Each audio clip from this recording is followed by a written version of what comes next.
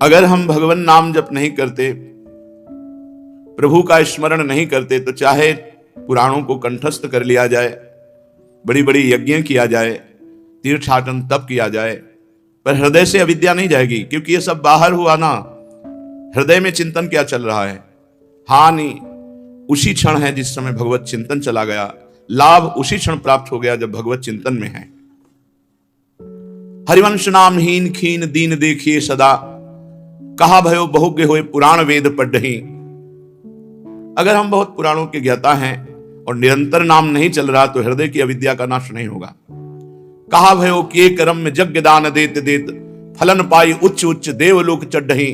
पर्यो प्रवाह काल के कदापि छूटी है नहीं, व्यासनंद नाम जो प्रतीति सो न रटहि। सेवक जी महाराज कह रहे, यदि विश्वास पूर्वक निरंतर नाम जप नहीं हो रहा, आप सब शास्त्रों के ज्ञाता हैं, तो कोई फल नहीं मिला आपको। बड़े बड़े यज्ञ किए, बड़े बड़े तप किए, तीर्थाटन किए, पुण्य बल से स्वर्ग आदि लोकों को जा सकते हो, वहां भोग भोगोगे, फिर मृत्यु लोक में आ जाओगे। पुण्य क्षीणे मृत्यु लोक के विशंति। लेकिन काल के प्रवाह से तुम मुक्त नहीं हो सकते जब तक विश्वास पूर्वक नाम जप नहीं करोगे। नाम जप ही कालातीत अवस्था को प्रदान करता है। इसलिए कह रहे हैं, अविद्या से मुक्त होने के लिए परम विद्या नाम। हरिवंश महाप्रभु ने परा विद्या का दान किया। ये राधा नाम द्वैक्षर परा विद्या, राधा राधा राधा राधा। तो चिर मां राधे, राधा कृष्ण श्री प्रिया प्रीतम की उपासना में तुम्हारी बुद्धि का प्रवेश हो जाएगा यदि नाम जप करोगे, और तुम्हें परम पावन श्री वृंदावन धाम का आश्रय और वास का सौभाग्य प्राप्त होगा यदि नाम जप करोगे। राधा राधा राधा। यदि तुम नाम जप करोगे तो तुम्हारा मन पक्षी की तरह उड़कर वृंदावन की तरफ भागेगा। देखो राधा नाम जप करके वृंदावन से तुम्हें प्यार हो जाएगा, वृंदावन अपना लगने लगेगा।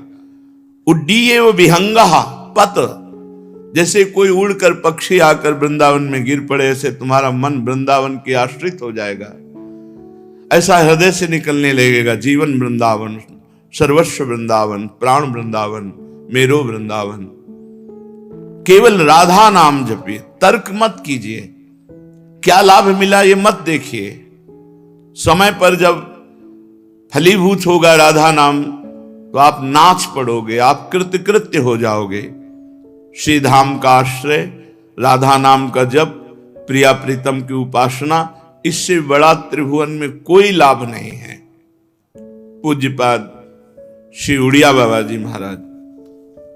महापुरुषों के वचन हमें संशय समुद्र से पार करके अध्यात्म में दृढ़ करते हैं। हमको इतना ज्ञान होना चाहिए कि हमें क्या करना चाहिए, क्या नहीं करना चाहिए। हम कौन हैं, हमारा उद्देश्य जन्म का क्या है और उसकी प्राप्ति कैसे होगी।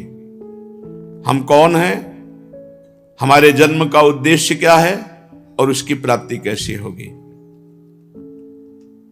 ये सबसे पहले भगवत प्रेमी महात्माओं का सत्संग। भगवत प्रेमी, अगर भगवत प्रेमी महात्माओं का सत्संग ना मिले तो इन चारों प्रश्नों का उत्तर नहीं मिल सकता, क्योंकि हमारी बुद्धि इतनी पवित्र नहीं है कि शास्त्रों के सिद्धांतों को समझ सके। तो उनकी पवित्र बुद्धि जब हमारी बुद्धि के योग्य शब्दों में सुनाते हैं तो हमारी समझ में आ जाता है। इसलिए भगवत प्रेमी महात्माओं का संग। दूसरा, मेरी भी मृत्यु निश्चित है, मेरा भी शरीर छूटेगा। दूसरों का फूंकने जा रहे हैं तो हमको ये चिंता हो जानी चाहिए कि मेरी भी मृत्यु होगी। कब होगी, कैसे होगी, कौन सी दुर्घटना घटेगी, इसका कोई पता नहीं। इसलिए हम अपनी मृत्यु पर विजय प्राप्त करने के लिए भगवान का भजन करें। मृत्यु भजन कराती है। जब मृत्यु का भय आता है तो भजन होता है। अपने लोगों को तो सावधान करने के लिए हर समय गार्ड मिल गया है। ये किडनी जैसे असाध्य रोग है, ये हर समय कहती रहती मरोगे। भजन करो, इधर उधर मत देखो, मरोगे, कभी भी मर सकते हो। बड़ी कृपा भगवान की, हर समय पीड़ा याद दिलाती रहती है, भजन करो भजन करो।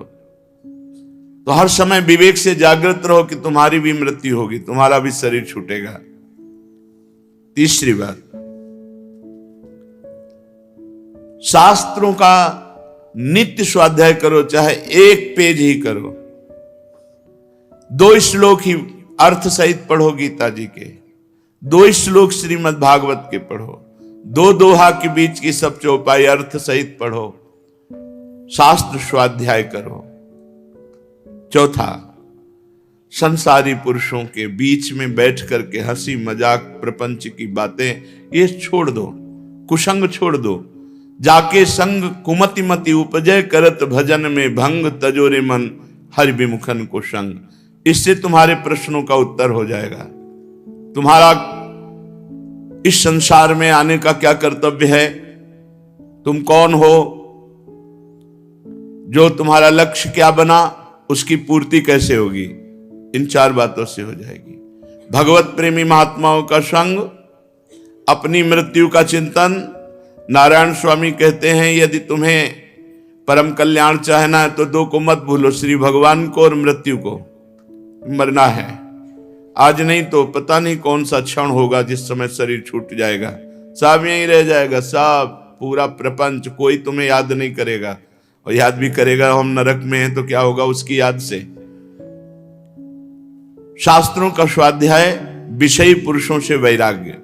विषयी पुरुषों के बीच में राग युक्त होकर बैठना, हंसी मजाक के सब प्रपंच, ये हमारी भक्ति को क्षीण करता है।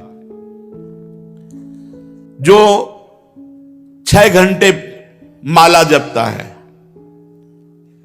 पर वो विषयी पुरुषों का संग करता और मनमानी विषय भोग की चेष्टा करता है, तो उसका प्रकाश नहीं होगा 6 घंटे भजन का।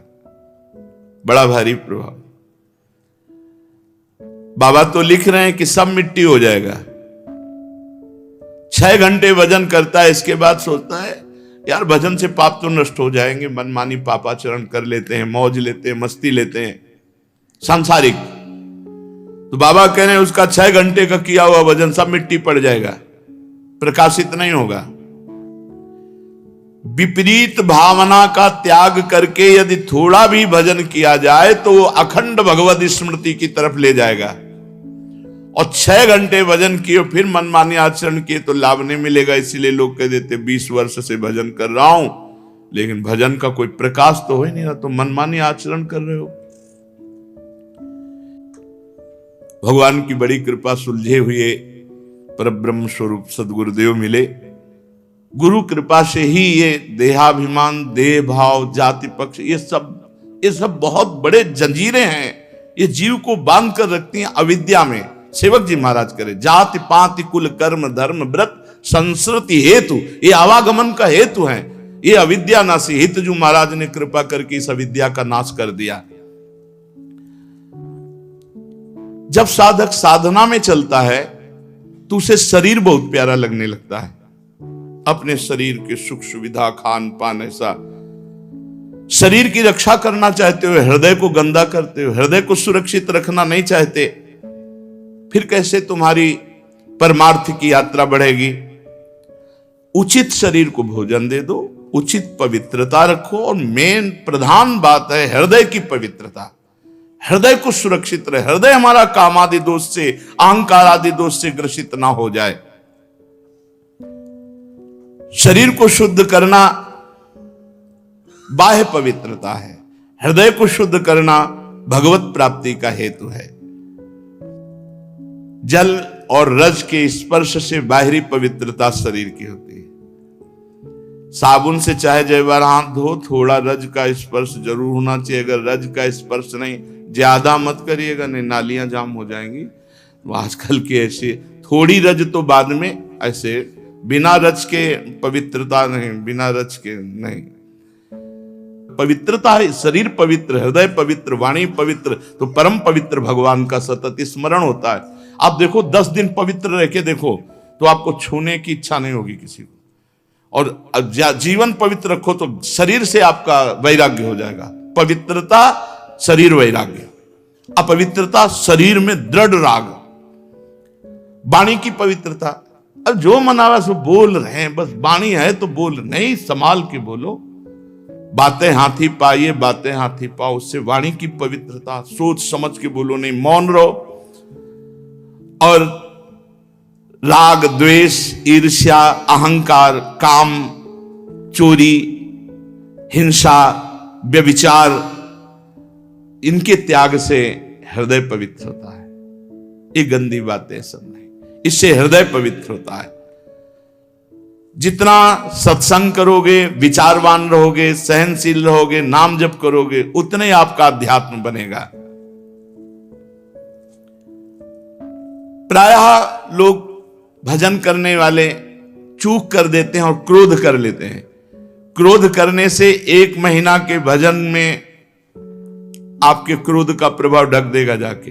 पूज्य पाद उड़िया बाबा, पाप का चिन्ह है क्रोध। जिसमें क्रोध है वो चाहे कोई भी हो, उसे समझना चाहिए अभी अंतःकरण पूर्ण पवित्र नहीं हुआ। क्रोधी मनुष्य का आध्यात्मिक उत्थान नहीं होता। विशेषतया गुरुजनों और श्रेष्ठ जनों की बातों में, उनके निर्णय में क्रोध नहीं करना चाहिए। भजन करना कठिन, करके बचाना कठिन, और बचा के पचाना कठिन। ये बड़ी सुनहली पगडंडी है भगवत मार्ग की। इसमें बहुत संभाल संभाल करके पग रखा जाता है।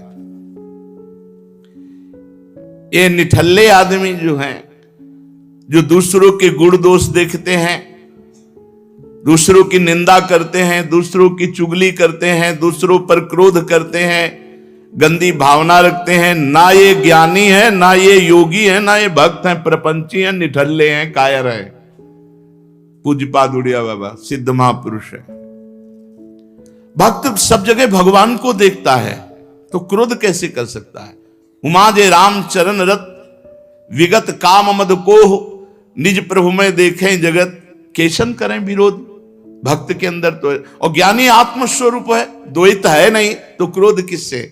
और योगी परमात्म स्वरूप है, तो योगी, ज्ञानी और भक्त, इनमें न क्रोध होते, न राग द्वेष होते, न निंदा स्तुति, न चुगली करने, ये सब निठल्ले कायर जो होते। भजन है नहीं तो प्रपंच करते रहते हैं। गीता का एक श्लोक मैंने अपने जीवन में बहुत इससे लाभ लिया और मुझे बहुत पसंद है, और सब साधकों को इसका उपयोग करना चाहिए। अभ्यास योग युक्तेन चेतसा नान्यगामिना परमं पुरुषं दिव्यं याति पार्थानुचिंतयन्। हे अर्जुन, ऐसा अभ्यास कर लिया जाए कि मन हमारा अन्यत्र कहीं जाए ना, चित्त हमारा कहीं अन्यत्र जाए ना, निरंतर इष्ट में के चिंतन में, मनन में लगा रहे। यदि ऐसा अभ्यास कर लिया गया तो परम पुरुष दिव्य परमात्मा की प्राप्ति इसी से केवल हो जाएगी। पार्थानु चिंतन, केवल चिंतन मात्र से भगवत प्राप्ति। ऐसा अभ्यास साधक को करना चाहिए। हर क्षण अपने इष्ट का चिंतन हो, इसी से परम पुरुष दिव्य परमात्मा की प्राप्ति हो जाती है।